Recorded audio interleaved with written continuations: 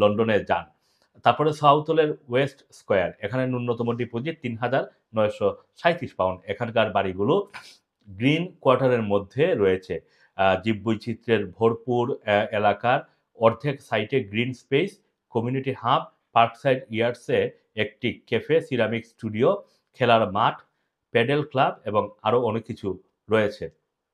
Elizabeth লাইনের জন্য south হল স্টেশন এখান থেকে মাত্র 10 মিনিটের হাঁটার দূরে। রয়্যাল ডকসের রয়্যাল আলবার্ট ওয়ার্ফ, এখানে মিনিমাম ডিপোজিট 4,188 পাউন্ড।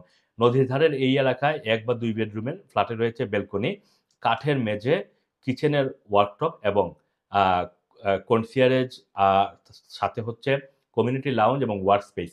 তারপর এলপার্টনের দ্য 100, এখানে মিনিমাম ডিপোজিটের পরিমাণ 4,250 পাউন্ড।